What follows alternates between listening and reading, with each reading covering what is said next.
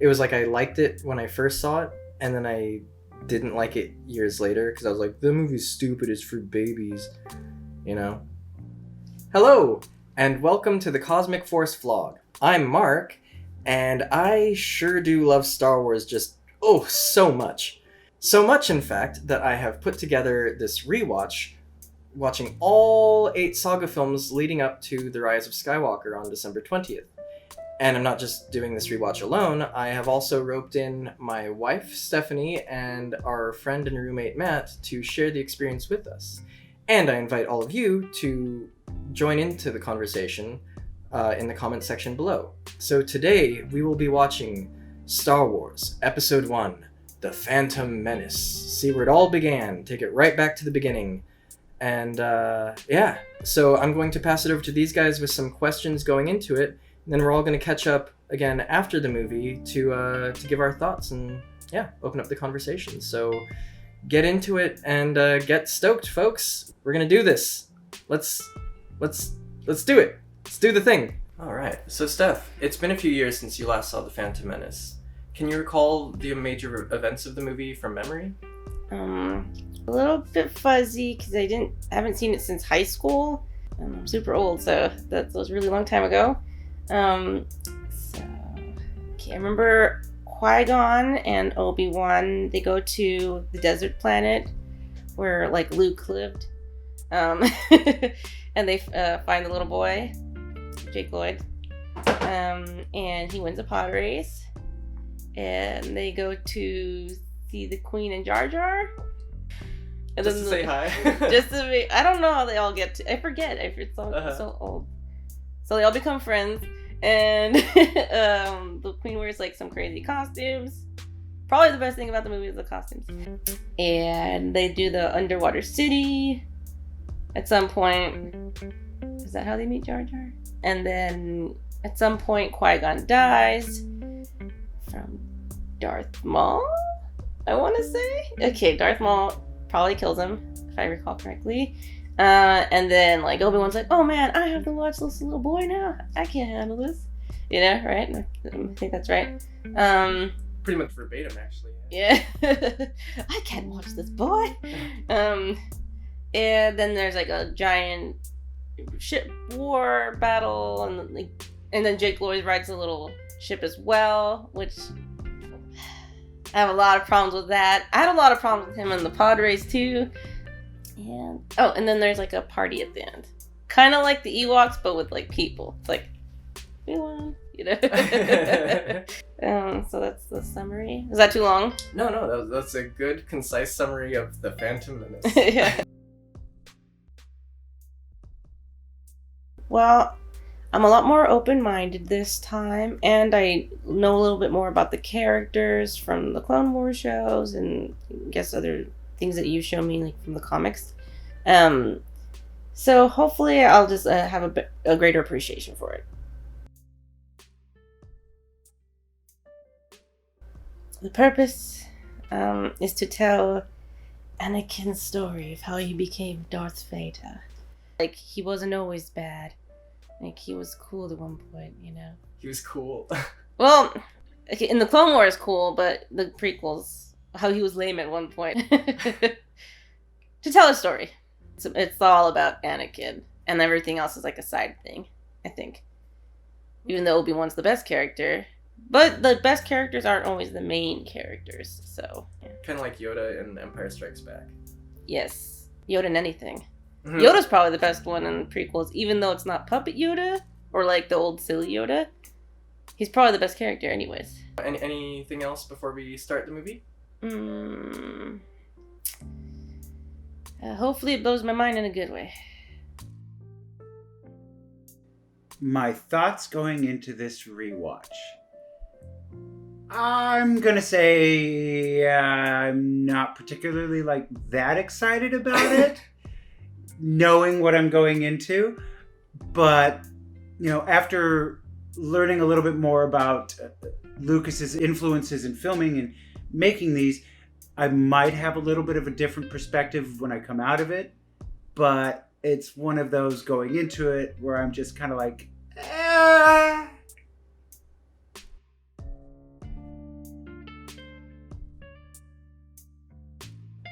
It opens with a star field, as all Star Wars movies do, and words scrolling across the screen. What they say, I don't remember. There's a bad guy character, Darth Maul.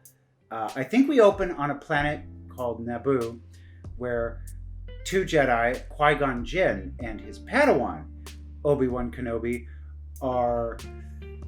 I'm not sure what they're doing there, but they're doing something there. And we end up finding out about this sort of political turmoil situation that's developing between the people of Naboo and the Trade Federation.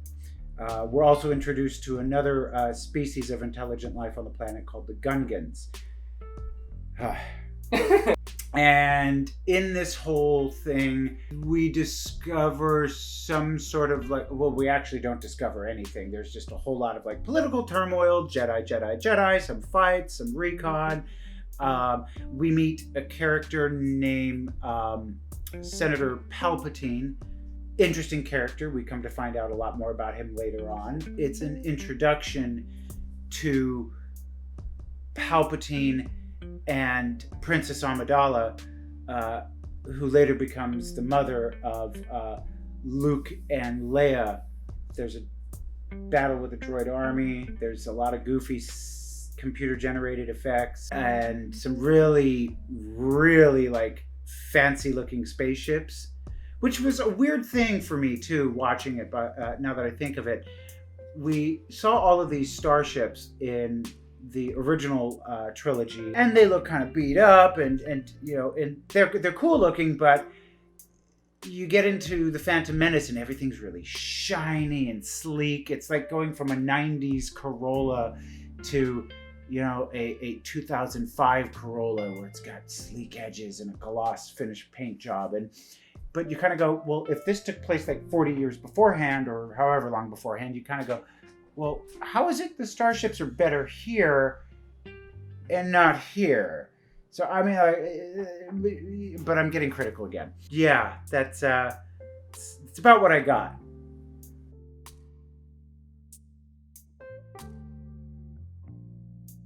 I would say it's to introduce us to Senator Palpatine, who later will become Chancellor Palpatine, and then later we will learn is the Emperor and Sith Lord. And it also is an introduction to us of Padme Amidala, the Queen of Naboo, who later turns senator and then becomes mother of Luke and Leia, with the husband Anakin Skywalker. So I think it's the introduction to these two big characters, as well as Obi-Wan Kenobi and Yoda and a handful of recognizable Jedi. But I think the two key players in the story that really shape the direction everything goes. And it's sort of like a movie about them, because without them, this whole storyline doesn't exist. So I believe it comes down to Palpatine and Padme. Everybody else is sort of just subsequent characters, because they'll exist whether or not Palpatine rises to power, or if Luke or Leia are born, etc., etc.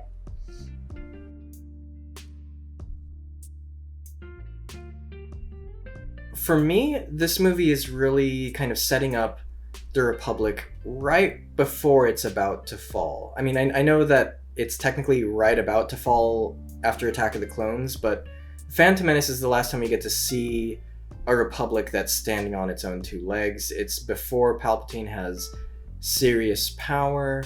And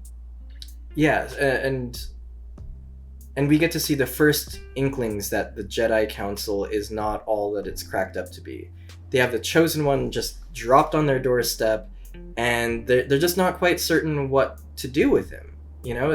He's a kid who's been taken away from his mother, and they're just like, yeah, we don't know what to do with him. Don't train him, because we're just not sure, and we don't want that to handle that responsibility. It's and it's also somewhat idyllic. It's the nicest of the prequels in terms of just the world. As far as the general purpose or function of the Phantom Menace, I think that it's there to show us how great this thing was before the fall. And I mean, it also just builds onto the Star Wars universe of the original trilogy in so many different ways. We now know about a galactic senate. We now know what the Jedi looked like and fought like, and how they used the Force in their daily activities and everything, which we knew none of that in A New Hope, Empire, and Return of the Jedi.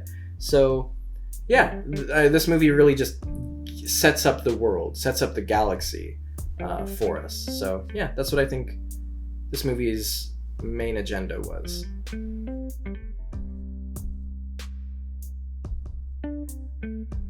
Well, I'm excited, actually. The Phantom Menace is... I know a lot of people really hate it because it's the prequel with the most prominent Jar Jar, and it's got Jake Lloyd, so it's kind of a double threat in that sense, but it's my favorite prequel. Not by a huge margin, but I love the many practical effects in it. I love the light-hearted feel of it all. I love Qui-Gon Jinn. He's like one of my favorite Jedi, and it's the only movie we really get to see him in. Oh, the way Qui-Gon's lightsaber looks when he like plunges it through that wall and starts cutting that circle. There's just so much to appreciate in it. I love the pod race. I love it. It's crazy how much I appreciate in this movie. So yeah, I'm really excited. I hope these guys find a few extra things to appreciate or to take away from this experience watching it again for the first time in a while. Yeah, I mean, and it's fun. So I hope we have fun.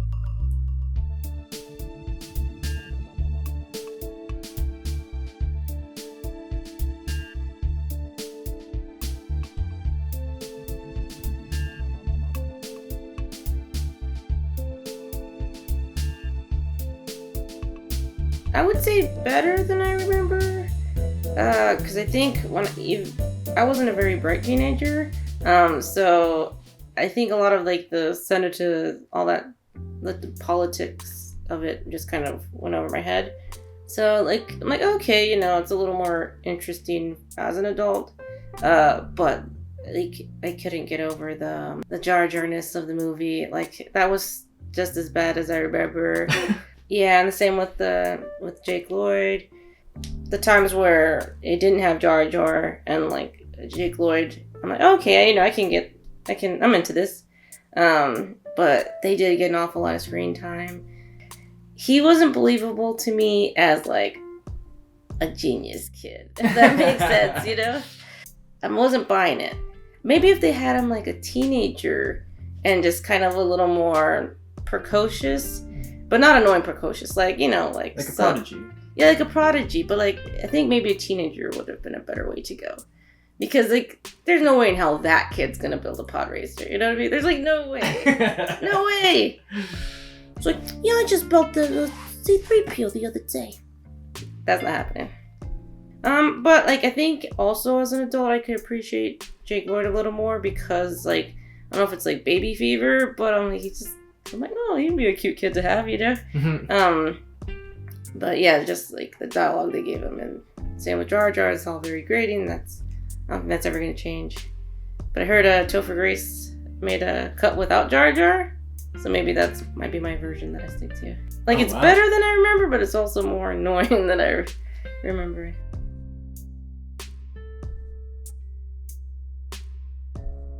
Well, I feel like maybe the CG wasn't as grating as it was originally, because I feel like back in the day, I think it was just so new.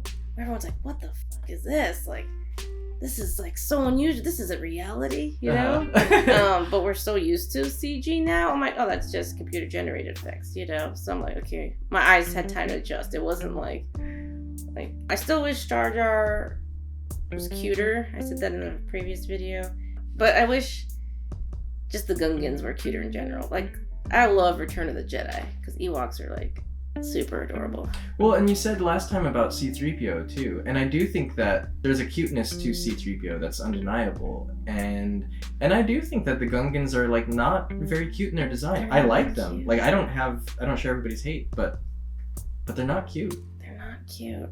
And if they were, and they like sounded cuter, that would have made a huge difference.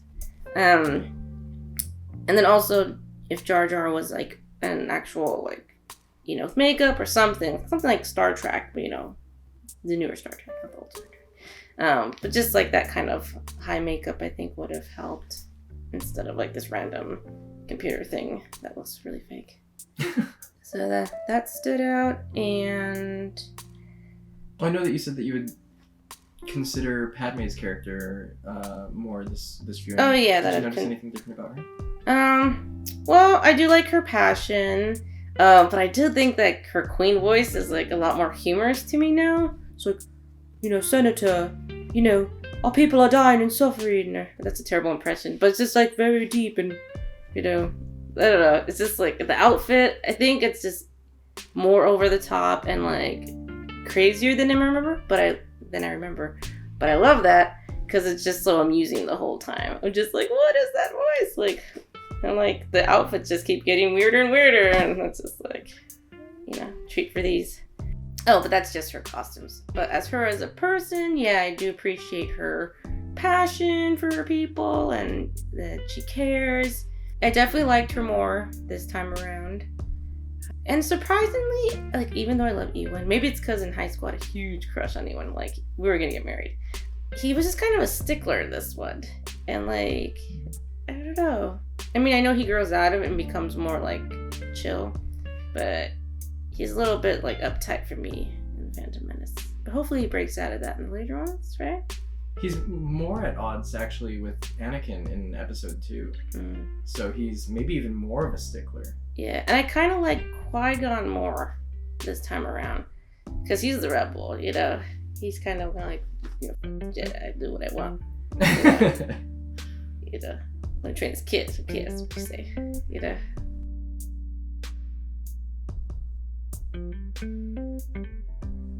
I want to say about the same, but that's not to say that I don't find certain parts of it better than I remember it, and certain parts worse than I remember it. I feel like I was very judgmental in the beginning, and going into it now, knowing what I know, I definitely had a little bit more of an appreciation for the undertones and the nuances of some of the characters. But I've also spotted a few extra things in this where I was just like, wait a minute, did they just say that? Or hold on, they had this power over here, but not over here. What is that about? So yeah, I enjoyed it. It's Star Wars. I'm never gonna not like Star Wars, but I'm gonna just say it still holds that kind of like ranking ground as it did before.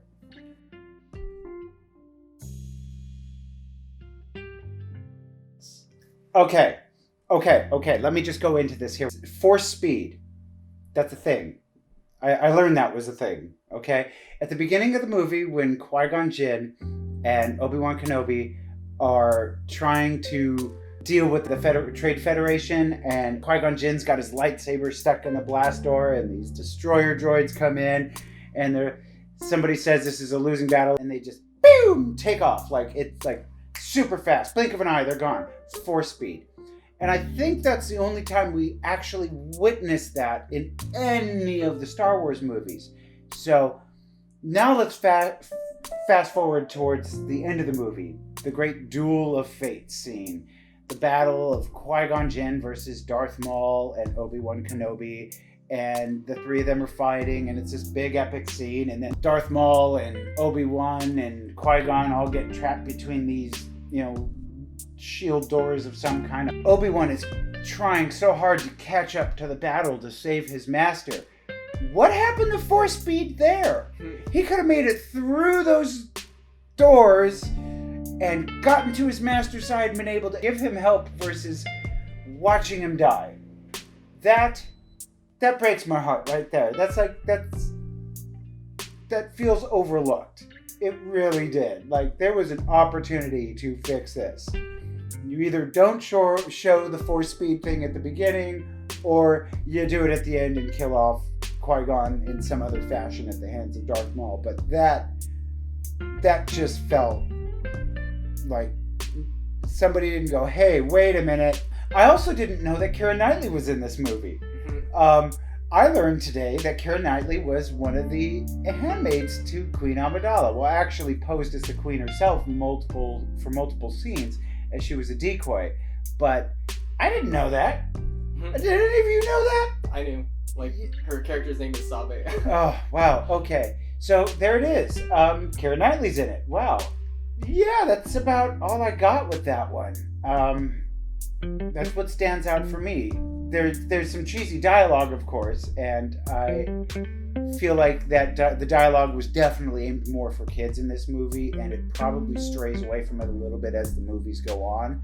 But I think that was the hook, was to grab these children in this generation that are the age appropriate to Anakin, so that they will follow this saga as it moves forward and relate to this character. Because a few years later, when they hit their adolescence or later adolescence, which is about the age of Anakin, when we see him in the Clone Wars, it makes him relatable to the newer generation of fans that was being hooked with this movie. So I will give them that with the dialogue, but still, man, excuse me.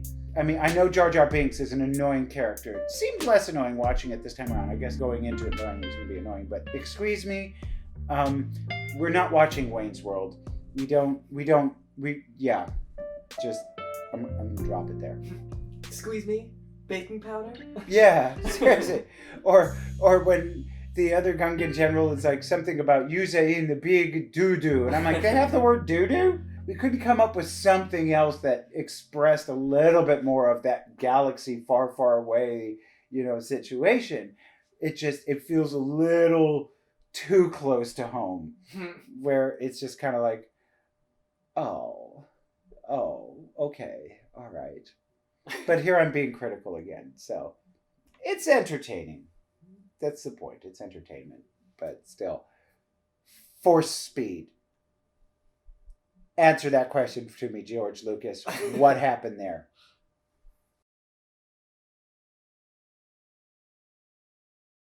Actually, it's the Trade Federation, these alien characters. For a movie that's so overly saturated with computer-generated effects, I always forget that these particular characters are not computer-generated. They are actual people in costumes, in makeup, with these beautiful animatronic heads that are wonderfully articulate, and they play so nicely into it. So there's still that element of practical effect and even puppetry to it that we all know and love from the original trilogy. Even though it wasn't Jim Henson doing it, God rest his soul. There's a real, I have to give, having worked in the film industry for a long time, I really have to pay my respects to the people who created those characters. They were very, very well done.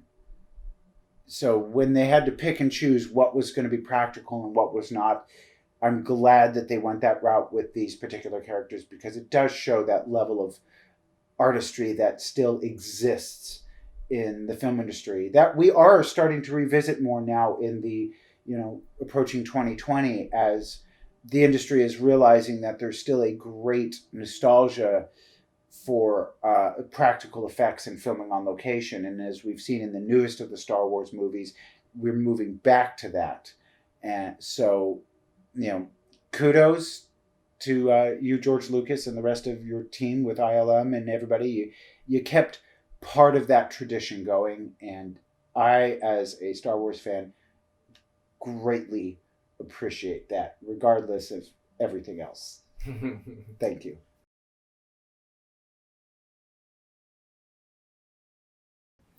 Oh man. So in the last year and a half, I've seen all of the prequels quite a few times, and I kind of feel like every time I see them, I like them a little bit more and more and more. I don't know. Maybe it's a sickness. Maybe I've got a brain parasite or something. But watching it this time, there was just a simple shot of, it's right after they're capturing Padme or Queen Amidala, and they're taking her down the stairs, and she enters the droid-occupied courtyard of the Theed capital.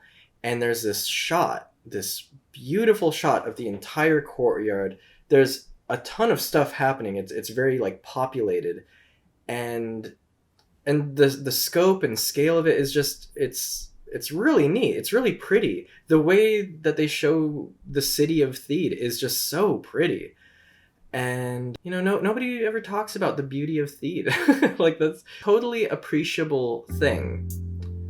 And nobody talks about it. Everybody just talks about how Jar Jar steps in some poop and Jake Lloyd doesn't deserve rights or love.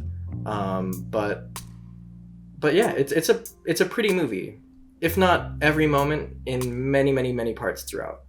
I also just noticed the interplay, and like, it's a deeply complex movie, and I mean, some of those complexities pay off more so, I think, than others, but there's no denying that there's a lot going on, like at all times in the movie. So I don't think that it should be punished for its ambition. It's very ambitious with its ideas, and I think that a lot of that gets overlooked. For me, I really noticed, like, Anakin's friend Kitster is just like a real shit talker, Boom trace tomorrow. What? With this? Like, he talks so much smack. He's not a supportive friend to Anakin. He's not a good friend. I'm sure you'll do it this time. Do what? Finish the race, of course. I know that if you're living in a slave community, your options for friends are probably, you kind of get what you get. But it's like that Robin Williams quote about, it's better to be alone than to be surrounded by people who make you feel lonely. I've been working on that thing for years. It's never gonna run. Come on, let's go and play ball. Keep racing, Annie. You're gonna be Bug Squad. You deserve better, Anakin. You're a skilled young man. You don't need that kind of negativity in your life.